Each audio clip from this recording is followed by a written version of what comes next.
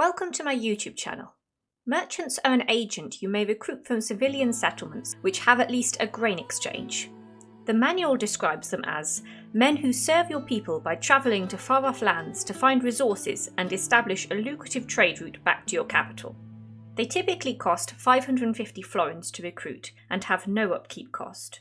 They may be recruited by all factions except for rebels. Their main attribute is finance, which affects success at various activities. There is a maximum number of merchants you may have at any one point. This is dependent on how many settlements you currently have that have at least a grain exchange, with each settlement giving you +1 to your limit. Upgrading the grain exchange does not increase this limit, only building it in the first place. An easy way to see what your limit is to view the number of civilian settlements you possess. If you're building a grain exchange at a minimum in all of these settlements, then this number will be your limit. The passive ability of the merchant is trading. To use this, send a merchant onto one of the various trade resources dotted about the map. They then produce income at the end of each turn from trading this resource. You may see how much you are making from an individual merchant by pressing on their character card, or as a total on your finance report. There are some principles behind this which you can utilise to maximise merchant income. Trade resources have a base value which varies depending on which resource it is. Typically, a luxury resource, such as silk, wine or sugar, will have a higher value than a more common one, such as coal or tin, all other factors being equal.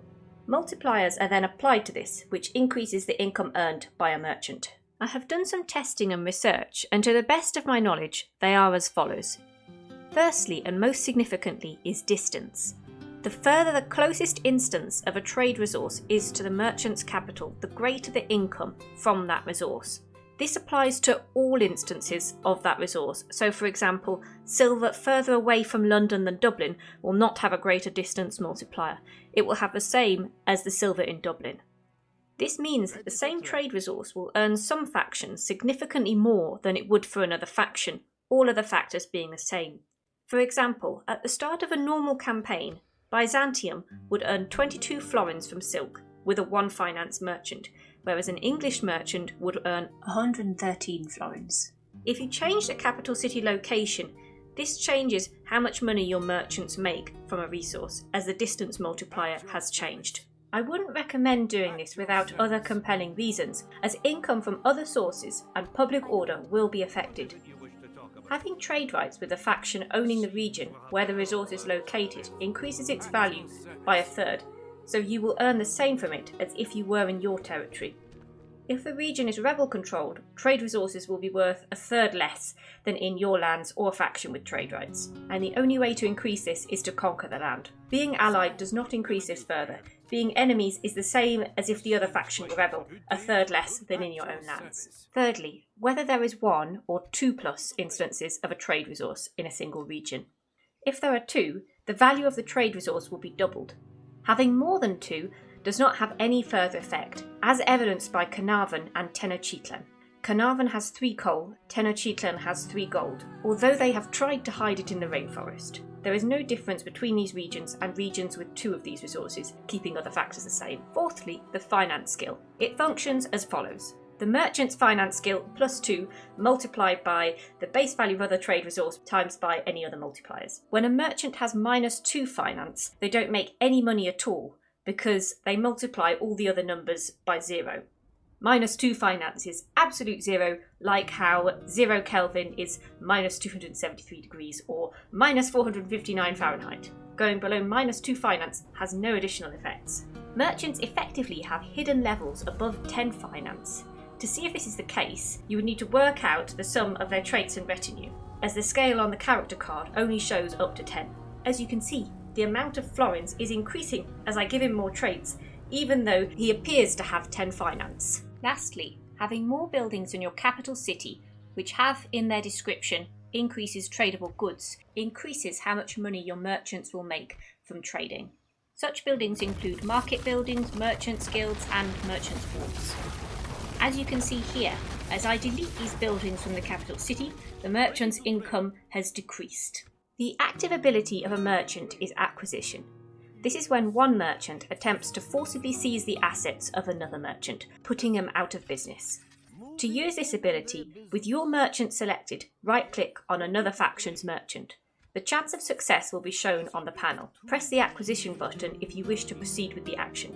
If he succeeds, the other merchant will disappear permanently and a small amount of florins will be added to your treasury, which is proportional to the target's finance skill. If he fails, he may gain a negative trait, or it may backfire, and your merchant may be put out of business instead. Acquisition is not considered to be an act of war by another faction, although it may damage diplomatic relations. The main factor affecting the success of an acquisition is your merchant's finance skill versus the other merchant's finance skill. This does not appear to dip below 5% or above 95%. I've also done some testing and found trade rights increases the chances of an acquisition being successful. The trade rights need to be with the faction that owns the territory the acquisition occurs in. It doesn't matter whether or not you have trade rights with the acquisition target. Other factions' merchants can and will attempt to target your merchants for acquisition, and I'm going to talk about this more a bit later in the video. Here is the TLDR version on maximising a merchant's finance skill. The ideal settlement for the merchant to be recruited in will have at least a town hall, with a city hall being better, a Tier 1 Merchants Guild, no religious buildings above Tier 3, and a caravan stop if you are playing as the Moors. Use acquisition on weaker merchants from other factions, and send your merchants to trade resources a long way from your capital. Here is the obsessively detailed version. It may be useful to watch my video on traits and retinue mechanisms if you don't understand how these work. The legal merchant trait line has 2 levels, giving up to 2 finance skill, and is triggered by having a town hall or higher tier government building. City Hall, a Tier 3 government building, gives a greater chance to have a high level in this trait line. A town hall or above also excludes the presence of the Shady Dealer trait line, which has 2 levels giving up to -2 finance. These 2 trait lines are anti-traits. A government building also excludes the presence of the Trick Abacus retinue, which gives +1 to finance skill, but overall it is better to have a government building, as this retinue only has a 5% chance of occurrence, and the chances of gaining levels in Shady Dealer trait line is higher than gaining this retinue. Religious Merchant is a negative trait line that can give up to -2 finance. It may occur when a merchant is recruited in a settlement with a Tier 4+ religious building, such as a cathedral. Shady Dealer is an anti-trait to Religious Merchant, so a merchant cannot simultaneously have both of these negative trait lines. Still, it is better to avoid both of these trait lines altogether by having at least a town hall and no Tier 4+ religious building where you wish to recruit merchants. An alchemist lab requiring gunpowder discovery gives a 15% chance for the retinue counterfeiter on creation, which gives +1 finance. A merchant's guild gives the trait financial training, giving +1 finance if a settlement he's recruited in has a Tier 1 merchant guild. If you have a Tier 3 merchant guild, a merchant recruited anywhere will give the trait Merchant's Guild Apprentice, giving +1 finance. The Tier 2 merchant's guild is bugged and will not give you any traits. Therefore, the ideal settlement would have at least a Tier 1 Merchant's Guild in it, with a Tier 3 Merchant's Guild somewhere in your realm, or just a Tier 3 Merchant's Guild in that settlement. To be offered a Merchant's Guild, you gain hidden points for specific activities. When you reach a certain threshold, you will be offered the guild. Activities include recruiting merchants, building merchants' wharf and gaining trade agreements, and completing acquisitions and Merchant's Guild missions. The guild also increases trade income and allows recruitment of cavalry militia. Worldly Merchant trait line has 2 levels and gives up to 2 finance. Your merchant may gain levels in this trait line when he ends his turn on a trade resource and there is a distance of 40 between him and the capital. I have attempted to find out a clear definition for the units used, or an example, but have been unable to do so. There is a negative trait line relating to distance, Serve Self, which has 2 levels giving up to -2 finance. This may occur when a merchant ends his turn on a trade resource and there is a distance of 60 between him and the capital. A merchant may have both of these trait lines simultaneously. They are not anti-traits. However, when conditions are met, there is a 20% chance per turn to gain points in Worldly Merchant and only a 3% chance to gain points in Serve Self. So overall, the finance skill benefits from being a good distance away from the capital. Up to 4 finance skill may be gained by successfully using the acquisition active ability on other factions' merchants This trait line is called Good Merchant. A failure may cause the merchant to gain points in Bad Merchant, the anti-trait, which reduces finance skill. If a merchant already has levels in Good Merchant, a failed acquisition may cause the level to drop. A success may also cause the merchant to gain the trait line Merchant Enemies, which has 3 levels, and causes a reduction in personal security. This has no effect on the finance skill, but it causes the merchant to be more vulnerable to assassination. So, to pull all of this together, here are some overall points of strategy. Maximise your merchant's on-creation finance skill. Increase it further via monopoly trait and acquisitions. Send merchants to trade in places far afield from your capital to take advantage of the distance multiplier, thereby increasing their income. It may be useful to use a crusade or jihad to gain a foothold somewhere.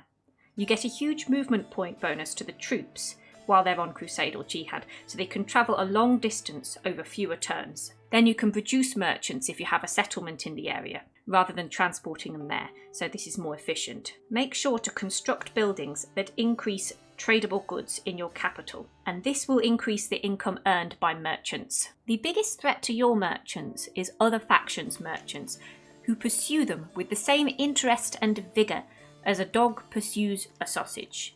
To mitigate this threat, there are a few actions one could undertake. Make use of sea barriers. I have never seen the AI send a merchant anywhere by ship. If you put a merchant somewhere like an island, the AI merchants can't get to them.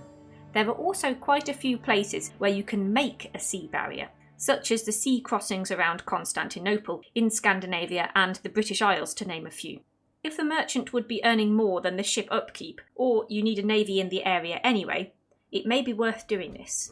If you have a high-level merchant and there's a cluster of trade resources you are attempting to trade, keep him in the area so that you can take out any lower-level AI merchants that enter. If there is a high-level merchant from another faction and he keeps taking out your merchants, don't keep sending lower-level merchants to try and take him out.